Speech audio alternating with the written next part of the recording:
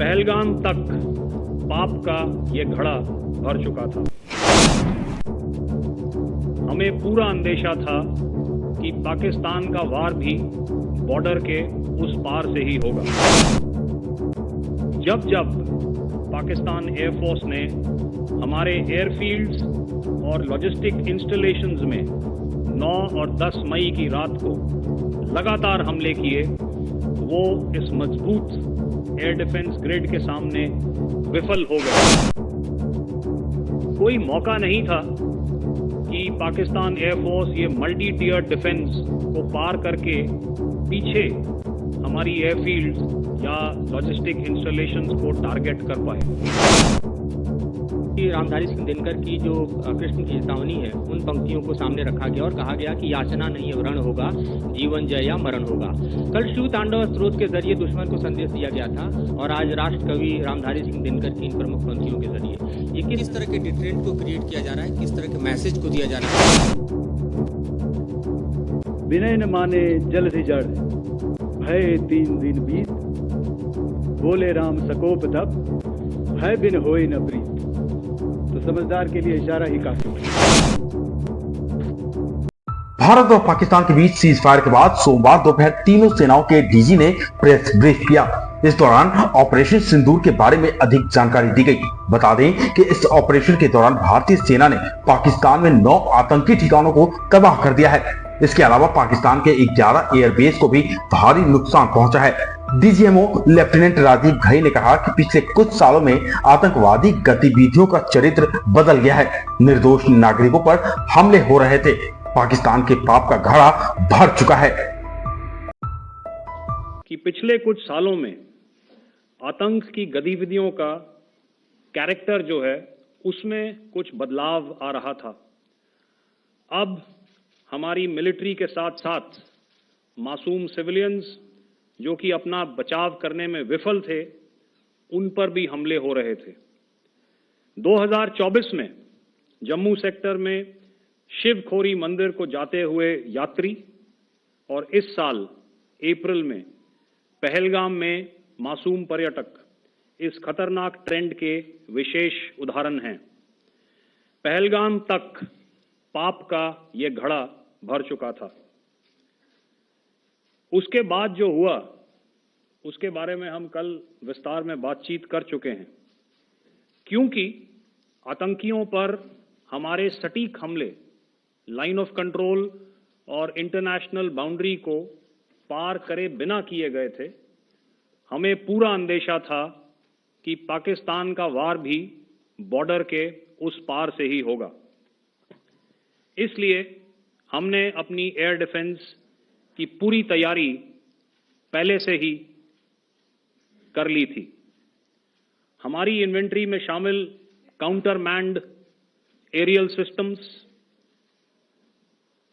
Electronic warfare के साधन और एयर डिफेंस वेपन्स का इंडियन एयरफोर्स के इसी प्रकार के सिस्टम्स के साथ एक अनोखा मिश्रण किया गया। इसलिए आपने देखा कि जब जब पाकिस्तान एयरफोर्स ने हमारे एयरफील्ड्स और लॉजिस्टिक इंस्टॉलेशंस में 9 और 10 मई की रात को लगातार हमले किए, वो इस मजबूत एयर डिफेंस ग्रिड के सामने विफल हो गए। आपके सामने इस ग्रिड को एक तरीके से दर्शाया गया है।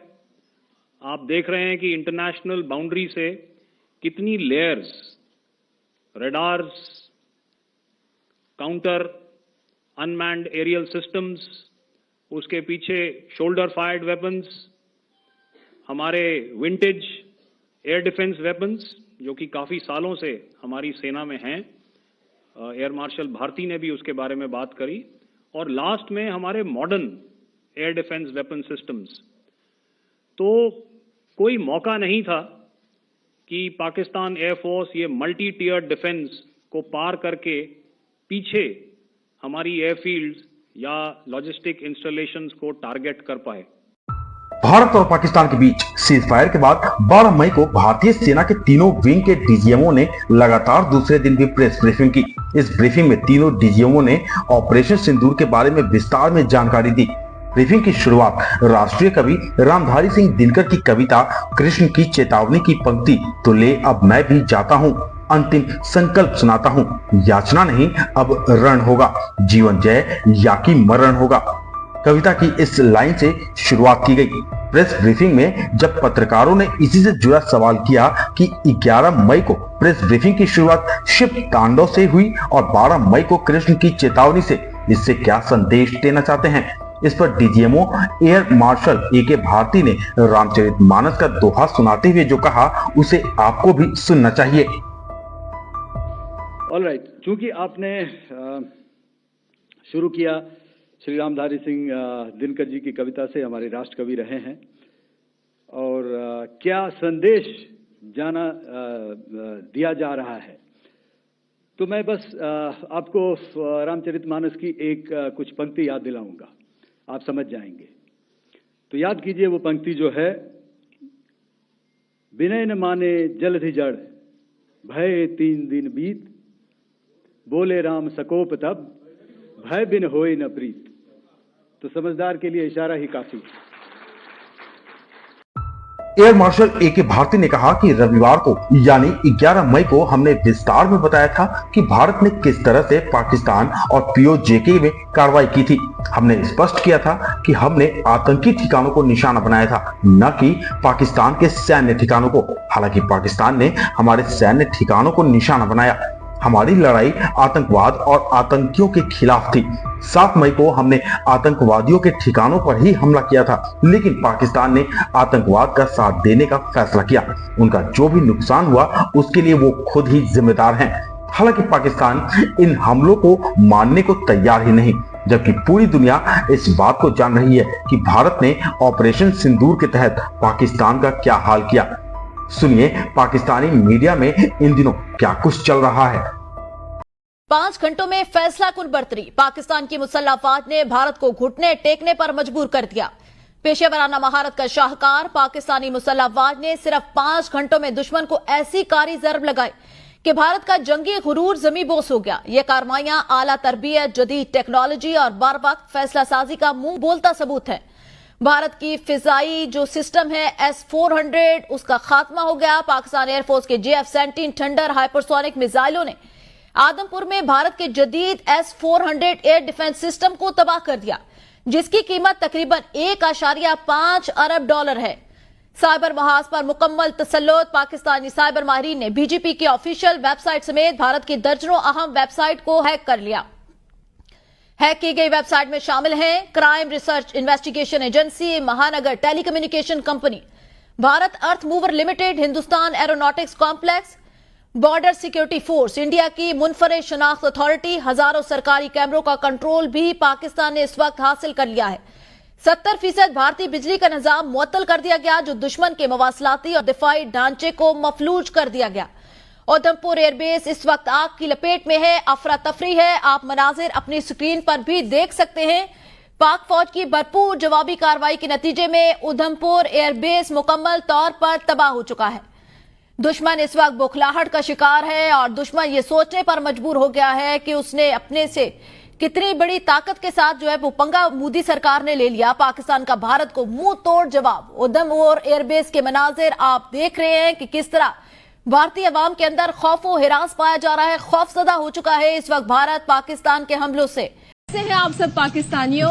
जिंदा हैं, जाग रहे हैं? अल्हम्दुलिल्लाह हम जिंदा हैं। साहिब, are you alive? No, I am not alive. मैं तो आलम अरबा में हूँ। कल रात को जो इंडियन स्ट्राइक हुई थी उसमें मैं तो मारा गया। ये मेरी रूह आपसे मुखातिब है और ये सदफ की हमशक्ल हमने बिठाई है। सदफ से मुल्क छोड़कर भाग चुकी हैं। भाई, कल रात को इंडियन चैनल्स ने कराची पोर्ट पर जी अटैक कर दिया था, ठीक है। दूसरी जानिब लाहौर पर कब्जा कर लिया था। पेशावर को दिला दिया था। इस्लामाबाद को कैप्चर कर लिया था और वजीर आजम का जो हाउस है माननीय वजीर आजम उसको भी उड़ा दिया था। ये कौन लोग हैं? ये कहाँ से आते हैं? अबे उठ जाओ, सुबह हो गई है, उठ जाओ प्लीज, अपनी ख्वाब गफलत से निकल आओ बाहर। ये ख्वाब खत्म हो गया, ये ख्वाहिश महज ख्वाहिश ही रह जाएगी, उठ जाओ। जिनकी फौज जागती है ना वो कौम चैन की नींद सोती है, सुकून से सोती है। और अल्हम्दुलिल्लाह पाकिस्तानी मीडिया का कॉमेडी तो आपने देख लिया, किस तरह से पाकिस्तान के मीडिया में दिखाया जा रहा है कि उल्टा हिंदुस्तान ही पूरी तरह से बर्बाद हो चुका है। हिंदुस्तान की मिसाइलें बर्बाद हो चुकी हैं, हिंदुस्तान के एयरपोर्ट्स जो हैं वो बर्बाद हो चुके हैं। लेकिन अब जरा इस पाकिस्तानी को भी सुन लीजिए जो पाकिस्तान पर भारत के हमले की गवाही चीख चीख कर दे रहा है। मैं आपको थोड़ी सी एक तारीफ करना चाहता हूँ, बताना चाहता हूँ, जहाँ पर इन्होंने रात को जिस शख्सियत के मकान पर इंडिया ने जो हमला किया है, 2 जगहों पर उसने हमला किया। एक उसने मौलाना मसूद अजहर जो एक जिहादी कमांडर है, जो जैश ए मोहम्मद के सरबराह हैं, उनके घर पे इन्होंने हमला किया। उसकी फैमिली के 12 लोग शहीद हो गए, जिसमें छोटे बच्चे भी शामिल हैं। और दूसरा हमला मुरीद के लश्कर तैयबा के मरकज पे किया है, वहां पर भी लोगों की शहादत की खबरें मौसूल हुई हैं। पाकिस्तान की तरफ से ये दावा किया गया था कि उन्होंने भारतीय लड़ाकू विमानों को मार गिराया है। पाकिस्तान के इस झूठ पर जब CNN ने पाकिस्तान के रक्षा मंत्री से पूछा कि इस बात का सबूत कहां है कि पाकिस्तान ने भारत के लड़ाकू विमानों को मार गिराया है, इस सवाल पर पाकिस्तानी रक्षा मंत्री ख्वाजा आसिफ ने जो जवाब दिया उसे सुनने के बाद आप तो अपनी हंसी रोक ही नहीं पाएंगे। ख्वाजा आसिफ ने कहा कि ये मैंने सोशल मीडिया पर देखा था। Threatened, or is there further action to come? Let's start with this very specific allegation of 5 fighter jets shot down. Where's the evidence for that, sir? It's all over the social media. It's all over the social media, on Indian social media, not on our social media.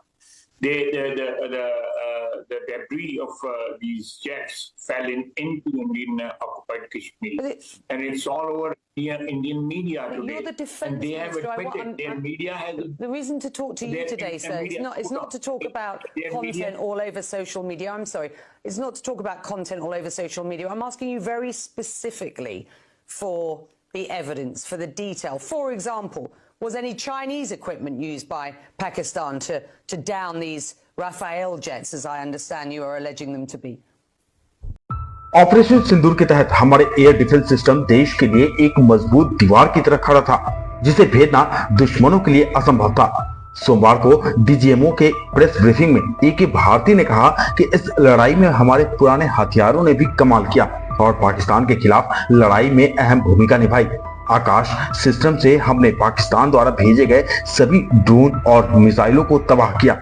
Air marshal AK Bharti ने बताया कि हमने पाकिस्तान की PL-15 missile और चीनी drones को सफलतापूर्वक निशाना बनाया और उन्हें नष्ट किया। साथ ही लेजर गन से पाकिस्तानी ड्रोन को निशाना बनाया गया।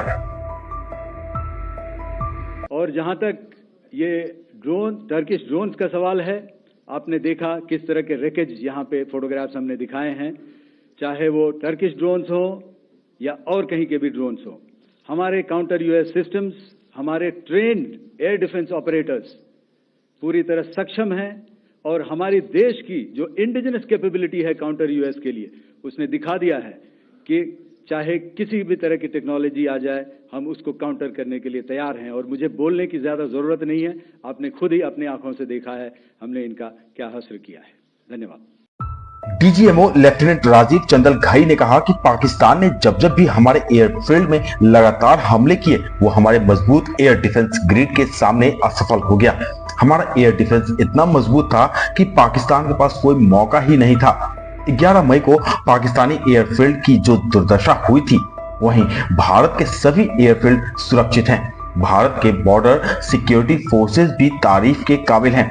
इन्होंने बहुत ही बहादुरी से हमारा साथ दिया। उनके काउंटर अलार्म सिस्टम भी हमारे एयर डिफेंस सिस्टम का हिस्सा थे, जिन्होंने पाकिस्तान के नापाक इरादों को ध्वस्त कर दिया।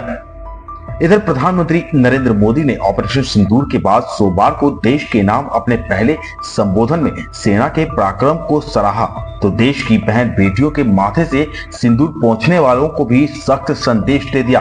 पीएम मोदी ने कहा कि ऑपरेशन सिंदूर ने आतंक के खिलाफ लड़ाई में एक नई लकीर खींच दी है, एक नया पैमाना, एक न्यू नॉर्मल तय कर दिया है। पीएम मोदी के राष्ट्र के नाम संबोधन की अब पाकिस्तान के प्रधानमंत्री शहबाज शरीफ के अपने देशवासियों को संबोधित करने से तुलना की जा रही है। पीएम मोदी के भाषण ने जहां देश के वीर सैनिकों के पराक्रम को बताया, तो आतंक के खिलाफ भारत सरकार की नीति और इसे लेकर भविष्य का रोडमैप भी नजर आया। वहीं पाकिस्तानी प्रधानमंत्री का भाषण अपने देश की चिंता से ज्यादा दुनिया के दूसरे मुल्कों को धन्यवाद देने में ही गुजर गया।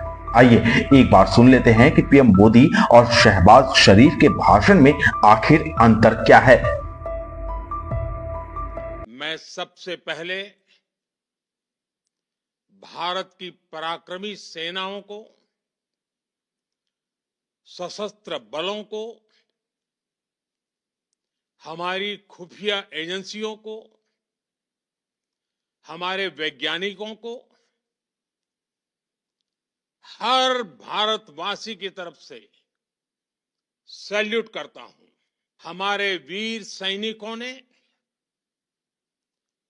ऑपरेशन सिंदूर के लक्ष्यों की प्राप्ति के लिए असीम शौर्य का प्रदर्शन किया। मैं उनकी वीरता को, उनके साहस को, उनके पराक्रम को आज समर्पित करता हूं।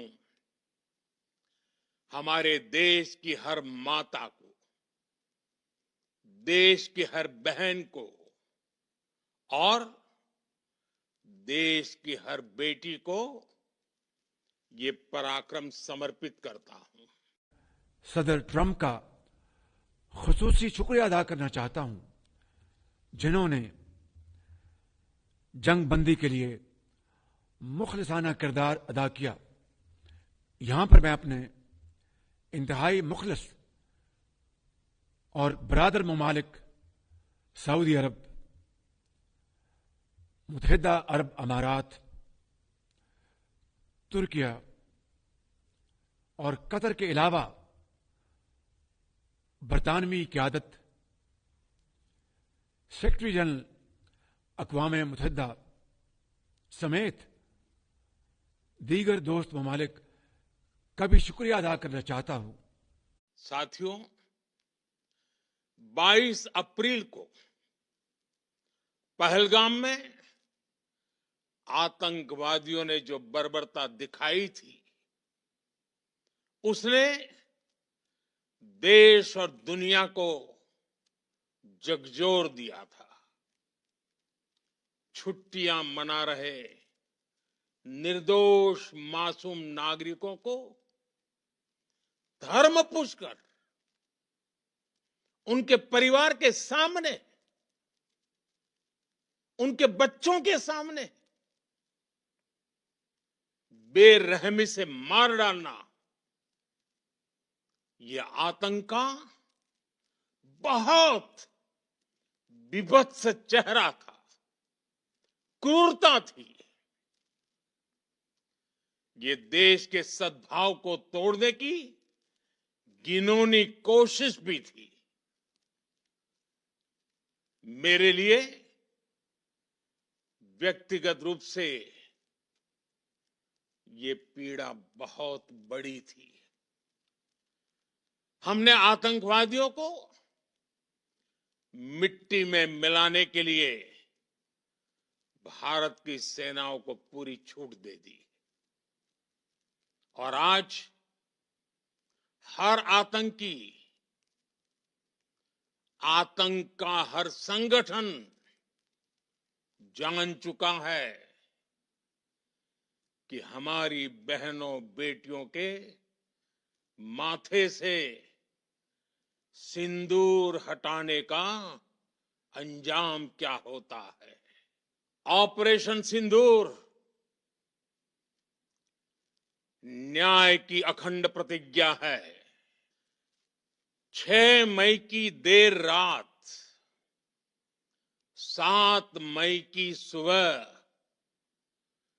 पूरी दुनिया ने इस प्रतिज्ञा को परिणाम में बदलते देखा है। भारत की सेनाओं ने पाकिस्तान में आतंक के ठिकानों पर, उनके ट्रेनिंग सेंटर्स पर सटीक प्रहार किया। आतंकियों ने सपने में भी नहीं सोचा था कि भारत इतना बड़ा फैसला ले सकता है। लेकिन जब देश एकजुट होता है, नेशन फर्स्ट की भावना से भरा होता है, राष्ट्र सर्वोपरि होता है, तो फौलादी फैसले लिए जाते हैं, परिणाम लाकर दिखाए जाते हैं। जब पाकिस्तान में आतंक के अड्डों पर भारत की मिसाइलों ने हमला बोला, भारत के ड्रोन्स ने हमला बोला, तो आतंकी संगठनों की इमारतें नहीं, बल्कि उनका हौसला भी थर्रा गया। बहावलपुर और मुरिद के जैसे आतंकी ठिकाने एक प्रकार से ग्लोबल टेररिज्म की यूनिवर्सिटीज रही है। दुनिया में कहीं पर भी जो बड़े आतंकी हमले हुए हैं, चाहे 9/11 हो, चाहे लंदन ट्यूब बॉम्बिंग हो, या भारत में दशकों से जो बड़े बड़े आतंकी हमले हुए हैं, उन सब के तार कहीं ना कहीं आतंक के इन्हीं ठिकानों से जुड़ते रहे हैं। आतंकियों ने हमारी बहनों का सिंदूर उजाड़ा था, इसलिए भारत ने आतंक के ये हेडक्वार्टर्स उजाड़ दिए। भारत के इन हमलों में 100 से अधिक खूंखार आतंकवादियों को मौत के घाट उतारा गया है। आतंक के बहुत सारे आका बीते 2.5-3 दशकों से खुलेआम पाकिस्तान में घूम रहे थे, जो भारत के खिलाफ साजिशें करते थे। उन्हें भारत ने एक झटके में खत्म कर दिया। साथियों, भारत की इस कार्रवाई से पाकिस्तान घोर निराशा में गिर गया था, हताशा में गिर गया था, बौखला गया था। और इसी बौखलाहट में उसने एक और दुस्साहस किया। आतंक पर भारत की कार्रवाई का साथ देने के बजाय पाकिस्तान ने भारत पर ही हमला करना शुरू कर दिया। पाकिस्तान ने हमारे स्कूलों, कॉलेजों को, गुरुद्वारों को, मंदिरों को, सामान्य नागरिकों के घरों को निशाना बनाया। पाकिस्तान ने हमारे सैन्य ठिकानों को निशाना बनाया। लेकिन इसमें भी पाकिस्तान खुद बेनकाब हो गया। दुनिया ने देखा कि कैसे पाकिस्तान के ड्रोन्स, पाकिस्तान की मिसाइलें भारत के सामने तिनके की तरह बिखर गई। भारत के सशक्त एयर डिफेंस सिस्टम ने उन्हें आसमान में ही नष्ट कर दिया।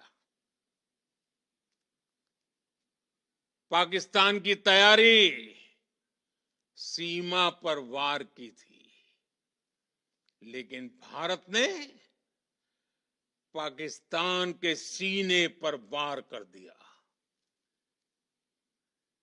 भारत के ड्रोन्स, भारत की मिसाइलों ने सटीकता के साथ हमला किया।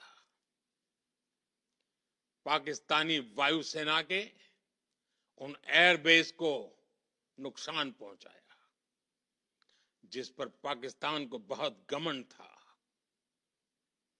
भारत ने पहले 3 दिनों में ही पाकिस्तान को इतना तबाह कर दिया जिसका उसे अंदाजा भी नहीं था। पाकिस्तान के सीने में बसाए गए आतंक के अड्डों को हमने खंडहर बना दिया था। इसलिए जब पाकिस्तान की तरफ से गुहार लगाई गई, पाकिस्तान की तरफ से जब ये कहा गया कि उसकी ओर से आगे कोई आतंकी गतिविधि और सैन्य दुस्साहस नहीं दिखाया जाएगा, तो भारत ने भी उस पर विचार किया। और मैं फिर दोहरा रहा हूं, हमने पाकिस्तान के आतंकी और सैन्य ठिकानों पर अपनी जवाबी कार्रवाई को अभी सिर्फ स्थगित किया है। आने वाले दिनों में हम पाकिस्तान के हर कदम को इस कसौटी पर मापेंगे कि वो क्या रवैया अपनाता है। साथियों, भारत की तीनों सेनाएं, हमारी एयरफोर्स, हमारी आर्मी और हमारी नेवी, हमारी border security force BSF, Bharat के अर्धसैनिक बल लगातार अलर्ट पर है। सर्जिकल स्ट्राइक और एयर स्ट्राइक के बाद अब ऑपरेशन सिंदूर आतंक के खिलाफ भारत की नीति है।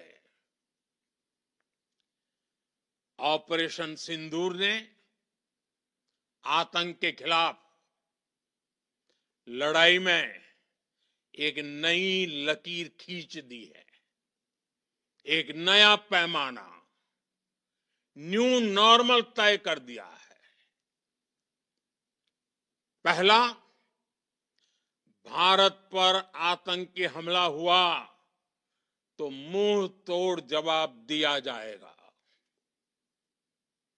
हम अपने तरीके से, अपनी शर्तों पर जवाब देकर रहेंगे।